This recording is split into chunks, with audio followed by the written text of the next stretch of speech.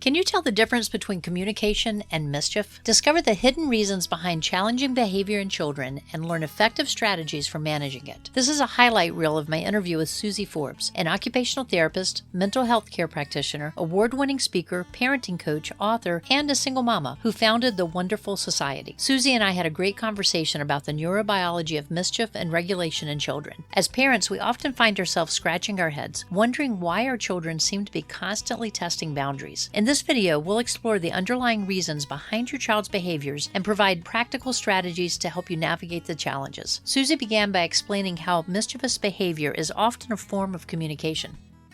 When I think about mischievous or naughty sort of behavior, I always think that all behavior is communication. Some children, it might be driven by they are seeking some attention or they're seeking some connection, but for other children, it might be driven by some sensory needs or some emotional needs that are not being met, which is kind of what that attention seeking, which is what I will hear from other people sometimes is actually doing. It's actually trying to meet this emotional need for connection or even some communication needs. I worked with a poppet this mum had two older boys that had ADHD diagnoses, and this little poppet, her little 18-month, 20-month-old, was just causing terror the whole time. So he didn't have a diagnosis, but he was really what people would say was naughty and mischievous. So the boys would build with their cars, they'd get their car tracks out and they'd build this whole Hot Wheels cool thing, and he'd just come in there and shred it, rip it down, and then scream when he was redirected and all of these sorts of things. Susie explained that sensory needs also play a role in understanding our children and their behavior. Sometimes kids are actually just seeking sensory input that's going to be soothing and calming and regulating for them. So we know in terms of that neurobiology, we will seek what helps us soothe. We think of that automatic when we have a baby that's crying. What do? We swaddle them up and give them deep pressure. We hold them so they can hear our heartbeat and feel our breathing and our co-regulation, my calm heading to your chaos. And then we often rock them, which is that rhythmic movement that is soothing and calming, yeah?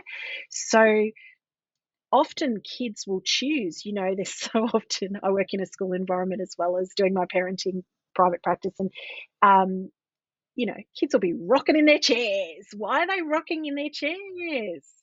They're rocking in their chairs to regulate themselves. Either they're falling asleep and they're struggling to actually energize themselves, or they're actually really overactive and they're trying to calm and soothe their nervous system.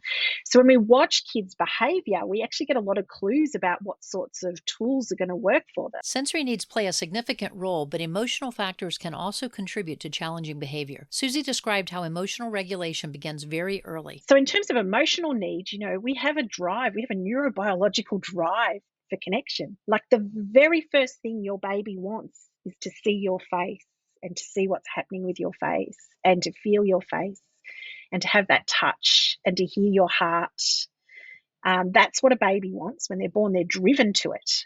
We know from the still face experiments and from lots of experiments, lots of psychological research, that when we withdraw connection from children, they become very dysregulated. They lose their postural control.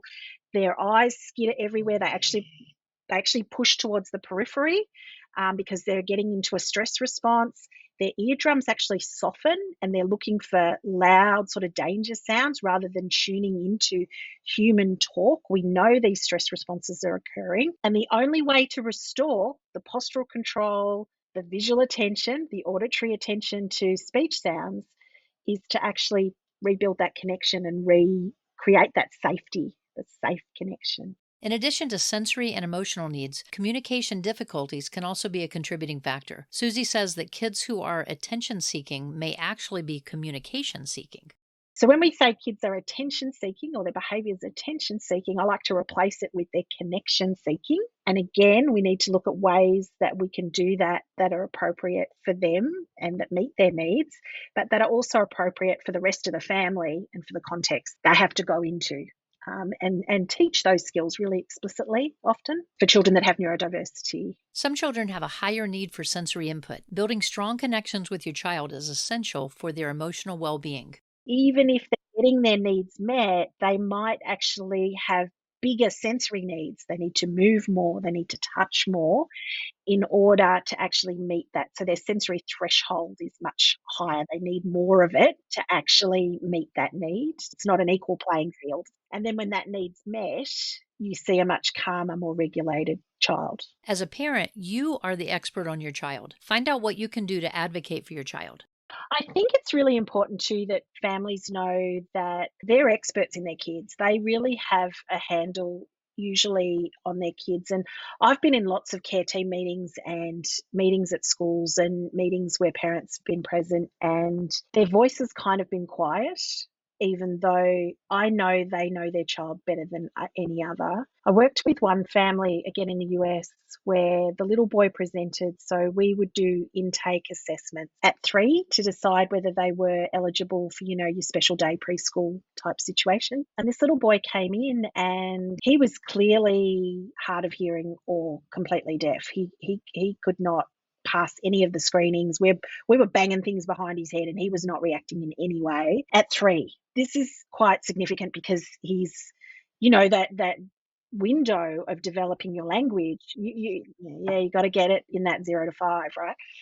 So because they didn't know that, they hadn't signed, they hadn't done alternative language with him to develop that language base. And then when we spoke to the mum was like, oh no, I always thought there was something wrong with him. He wasn't talking, so her mama's gut was, she'd taken him back to the pediatrician multiple times, and the pediatrician, because he was just grunting, he wasn't, using language. He would point, he would signal that he wanted something, but he didn't have any formalized real language. And it was really a situation where she was kind of shut down by an expert, but she didn't feel she had the knowledge or the expertise to say something. But she knew in her gut the whole way through something else was going on for this child. And, we just shipped him straight down.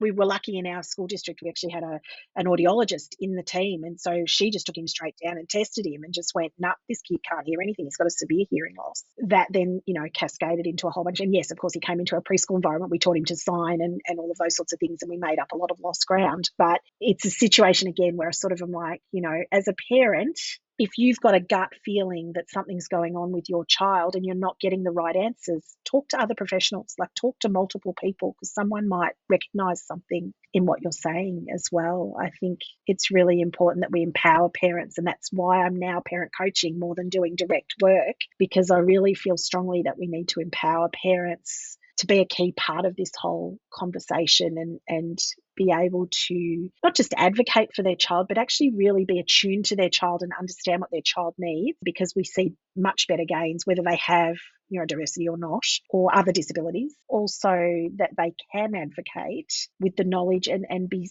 grounded in the knowledge that they have that nuanced understanding of that particular child. I hope Susie's insights have provided you with a deeper understanding of the neurobiology of mischief and regulation in children. If you want to watch the full interview with Susie, click this link. By understanding the root causes of challenging behavior and implementing effective strategies, you can create a more positive and fulfilling experience for both you and your child. If you haven't done so, be sure to hit the subscribe button and share this with your friends. I'll see you next time.